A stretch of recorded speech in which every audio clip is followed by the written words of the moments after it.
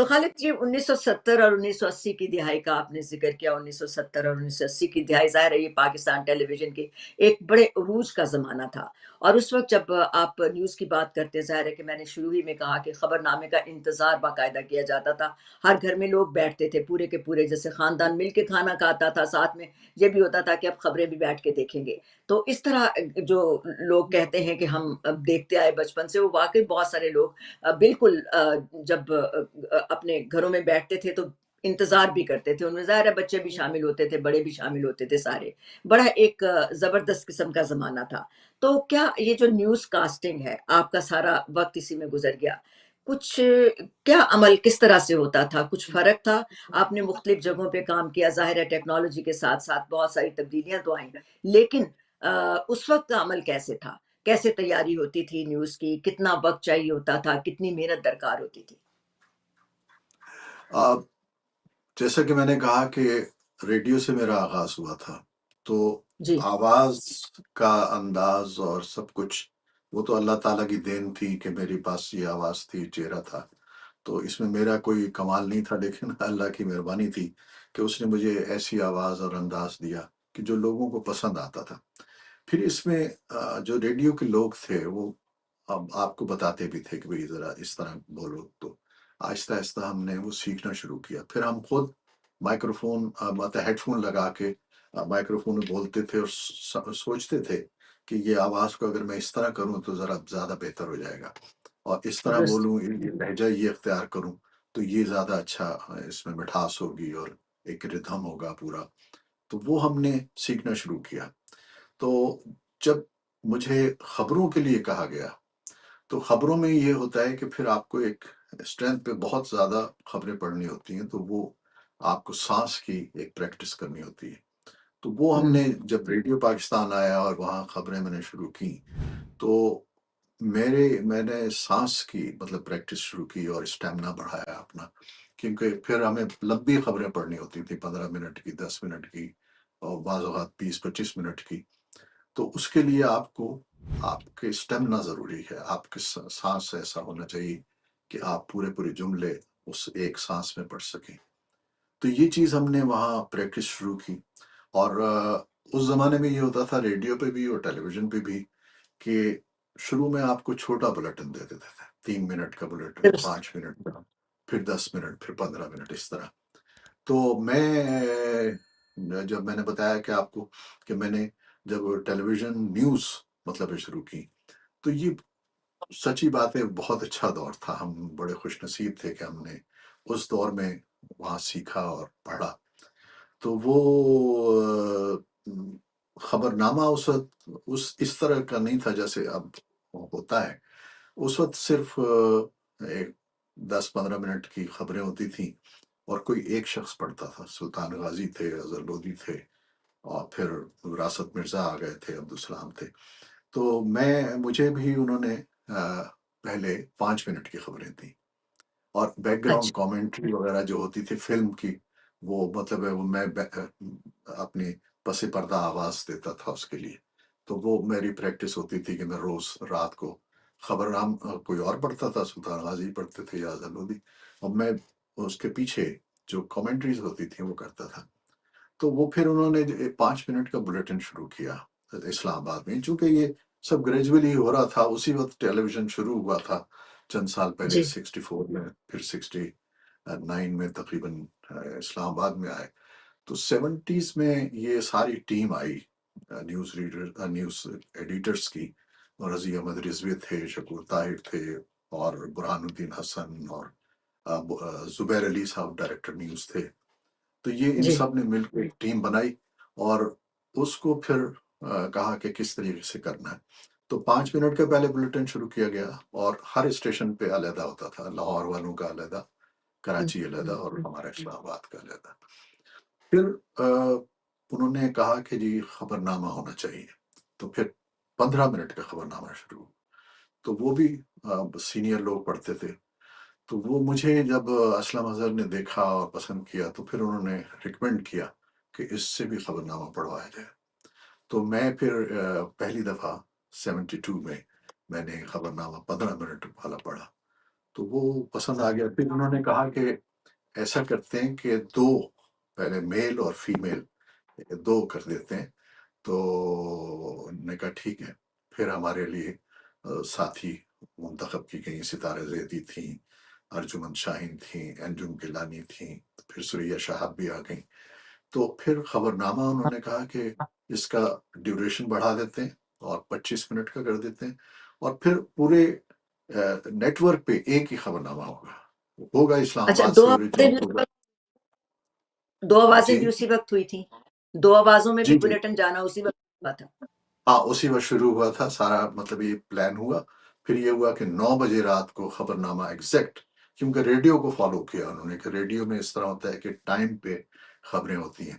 تو انہوں نے کہا کہ خبرنامہ جو ہے نا ایک وقت میں ہوگا 9 بجے، اور پورے نیٹ ورک پہ ایک خبرنامہ ہوگا۔ ٹھیک ہے، وہ لاہور سے اور کراچی سے ان کی جو خبریں ہیں وہ لیں گے اور کٹ کر کے جائیں گے ادھر، لیکن اوریجنیٹ جو ہے یہ اسلام آباد سے ہوگا۔ تو اس طرح کر کے اتفاق یہ تھا کہ میں اسلام آباد میں تھا، تو میں بھی مطلب باقی لوگ بھی پڑھتے تھے، میں بھی پڑھتا تھا، تو یہ خواتین بھی پھر ہمارے ساتھ آ گئیں اور انہوں نے ساتھ ساتھ پڑھنا شروع کیا۔ تو اس طرح کر کے وہ خبرنامہ جو تھا نا پھر پاپولر ہوتے چلا گیا، اور لوگوں نے دیکھنا شروع کیا، کیونکہ اس میں ہر قسم کی خبریں ہوتی تھیں، اور لوگ یہ کہتے تھے کہ جی پورے دن کا اور پورے یعنی اس وقت کا سارا خبروں کا ہمیں اندازہ ہو جاتا ہے جب ہم خبرنامہ سن لیتے ہیں۔ تو اس طریقے سے ایگزیکٹلی کر کے کرنا چاہیے۔ تو اس وقت یہ ایگزیکٹلی یہی سلسلہ تھا شروع سے کہا کہ لوگ ہمیشہ اس کے لیے انتظار کرتے تھے باقاعدہ۔ شاید مجھے اب بھی میں یہ بے جا نہیں ہوگا کہ میرا نہیں خیال کہ اب اس طرح سے خبروں کے بارے میں کچھ سوچا یا اس کا انتظار کیا جاتا ہے۔ لیکن بہرطور یہ وقت وقت کی بات ہوتی ہے، ہر زمانے کی اپنے ایک تقاضے ہوتے ہیں اور اپنی ایک روایت ہوتی ہے جس کے مطابق چیزیں چلتی ہیں۔ اور خالد حمید کا جس وقت زمانہ تھا، اور جس وقت ہم سب لوگوں نے اپنے اپنے کیریئرز کا آغاز کیا تھا ریڈیو اور ٹیلی ویژن کے ساتھ، تو اس وقت کی صورتحال بھی کچھ اور تھی۔ تو خالد یہ تو بتائیے گا ذرا کہ آپ کے ساتھ تو بہت سارے مختلف ناموں کے ساتھ آپ نے کیا۔ سریہ شہاب آپ کے ساتھ ایک آواز ہوتی تھی، عشرت فاطمہ تھیں، مابارہ صفدر تھیں، یاسمین واسطی تھیں، بہت سارے یہ نام تھے جو کہ تو آپ نے ان لوگوں کے ساتھ جو تجربہ رہا آپ کا دوسری آواز کے طور پر، وہ کیسا تھا؟ اور دوسرا یہ ہے کہ اس زمانے کے اظہر لودھی تھے، آپ نے خود بھی ذکر کیا، وراثت مرزا تھے، عبدالسلام صاحب تھے، یہ سارے لوگ بھی ان دنوں نیوز کاسٹنگ کی ایک بڑی جو جسے کہنا چاہیے کہ بڑے بڑے ناموں میں شمار ہوتا تھا۔ تو کس طرح تھا تجربہ ان سب لوگوں کے ساتھ کام کرنے کا؟ بہت اچھا تھا۔ میں کہتا ہوں کہ ہمارا دور ایک لحاظ سے بہترین دور تھا، اس لحاظ سے کہ اس میں لوگ بہت اچھے تھے، یعنی خبریں بنانے والے بھی زبردست تھے۔ شکور طاہر تھے، محمد عارف صاحب تھے، حسن صاحب تھے، اور ایس ایم سلیم تھے، اور دوسرے لوگ تھے۔ یہ خبریں اتنا اچھے طریقے سے بنا دیتے، پھر ان کے اوپر زبیر علی اور برہان الدین حسن، وہ بڑے تجربہ کار لوگ تھے سارے، اور اتنی اس وقت ہینڈ رائٹنگ ہوتی تھی، اور بڑا خوبصورت خوشخط لکھتے تھے وہ لوگ، اور ہمیں کوشش کرتے تھے کہ ہم صاف ستھرا لکھ کے کاربن کاپی وہ ہمیں دیں۔ تو وہ ہم اس کی پریکٹس کرتے تھے، پڑھتے تھے، اور کوئی کہیں پر کوئی غلطی ہوتی تھی تو پوچھ لیتے تھے۔ تو لیکن آ، بہت سا وقت جو تھا ہمیں، مطلب اس کی تیاری پہلے کرنی ہوتی تھی، یعنی ہمیں ہوم درست۔ ورک کرنا ہوتا تھا کہ یہ کیونکہ اس وقت ٹائم نہیں ہوتا تھا کہ ہم وہ خبریں ان سے لیں، اور وہ بن رہی ہوتی تھی تیزی سے، وہ لوگ لکھ رہے ہوتے تھے اور ڈسکس کر رہے ہوتے تھے۔